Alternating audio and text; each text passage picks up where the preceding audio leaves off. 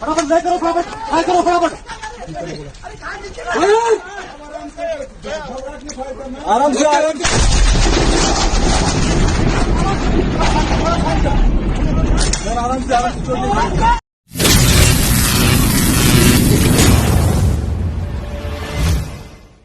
आतंकवादियों की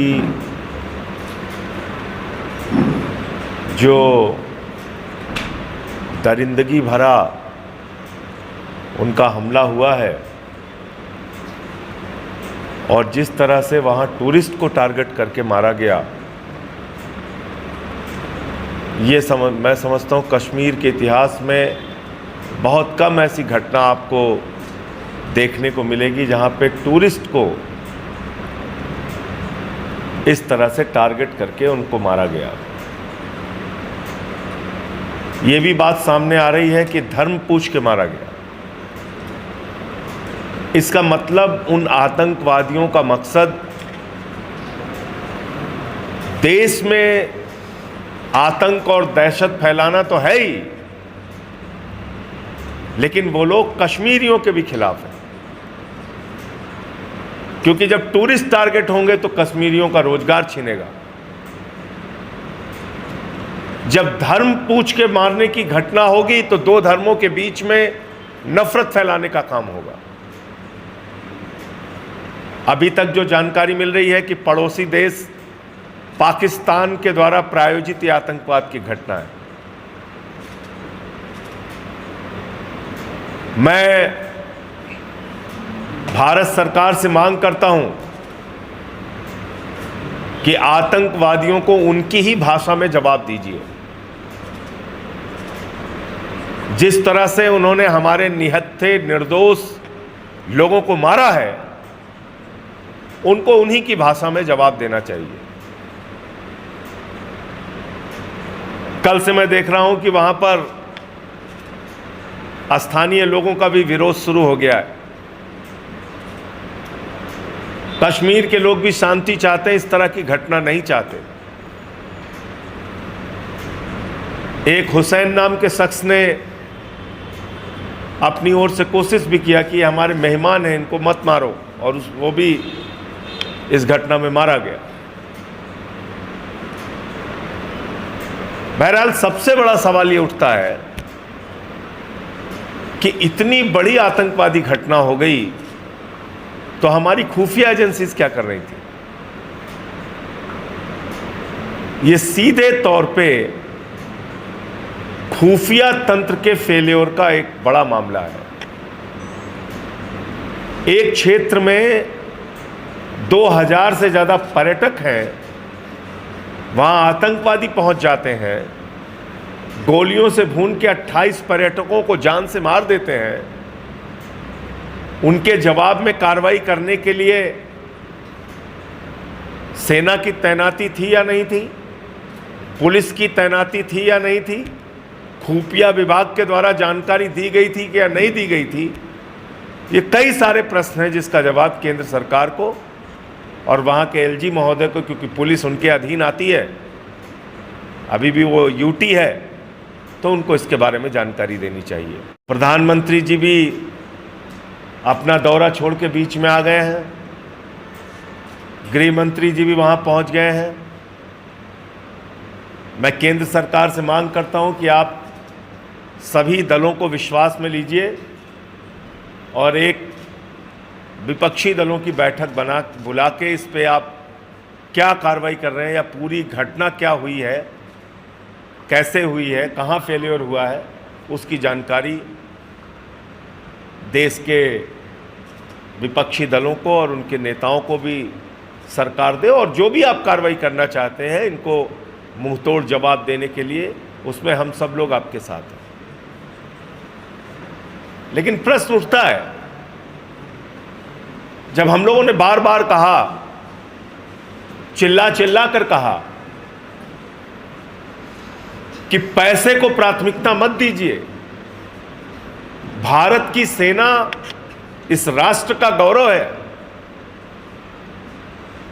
सेना की भर्ती में कोई हीला हवाली मत कीजिए।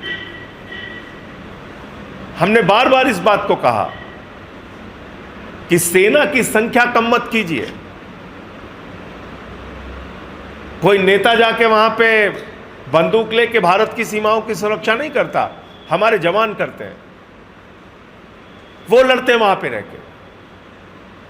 लेकिन आपने 1,80,000 सैनिक भारत की सेना से कम कर दिए।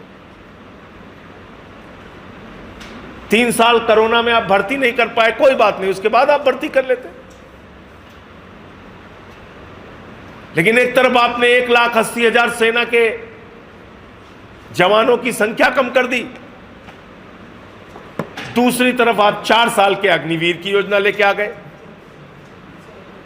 अग्निवीर की योजना का विरोध पूरे देश के नौजवानों ने किया, हरियाणा हो, उत्तर प्रदेश हो, राजस्थान हो, बिहार हो, झारखंड हो, सब ने किया कि भाई जवानों के जिंदगी के साथ खिलवाड़ मत कीजिए, और ये 4 साल की नौकरी के बजाय जैसे उनकी भर्ती होती थी उस तरह से उनकी भर्ती की जाए। लेकिन आप नहीं माने, हमने बार बार आपसे कहा।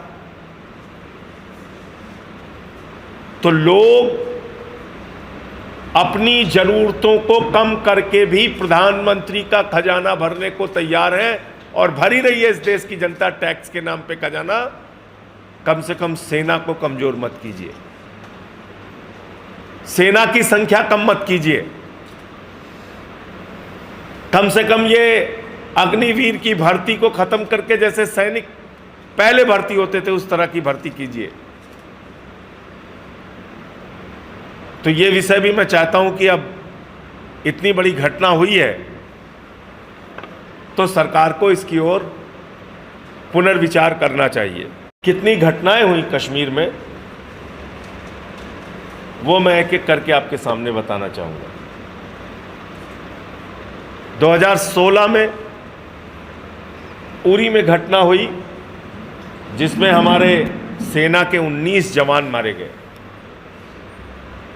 2016 में नागरोटा में घटना हुई और उसमें हमारे सेना के 7 जवान मारे गए। 16 में ही पैम्पोर में आतंकवादी घटना हुई, 8 सीआरपीएफ के जवान मारे गए।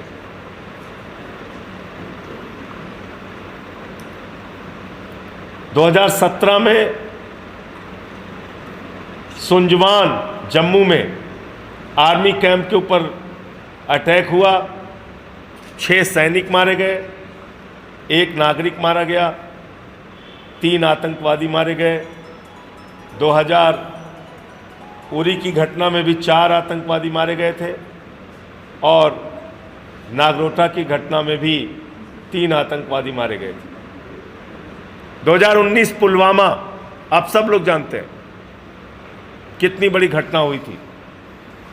350 किलो आरडीएक्स हिंदुस्तान की धरती पे लाके हमारे जवानों के काफिले पे हमला किया गया और 40 जवान उस घटना में शहीद हो गए। 2024 में तीर्थयात्रियों पे हमला हुआ,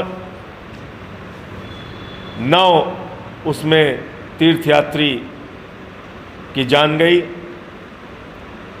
रियासी 2024 में ही श्रीनगर मार्केट में हमला हुआ, ग्रेनेड से अटैक हुआ, इसमें 11 लोग हताहत हुए, कोई किसी की जान नहीं गई।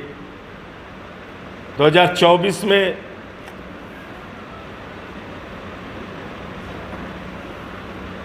रामबन में माइग्रेंट वर्कर जो होते हैं उनको 7 लोगों को मार दिया गया। 2024 में ही जम्मू के अंदर हमला हुआ, उसमें 9 लोगों की जान गई।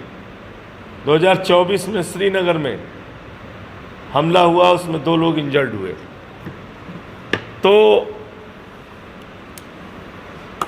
एक तरफ केंद्र सरकार बार बार ये दावा करती है कि सब कुछ शांत हो गया है, सब कुछ ठीक हो गया है, लेकिन मैंने सिलसिलेवार एक एक साल की घटनाओं का जिक्र किया कि कैसे कैसे कब कब हमले हुए हैं।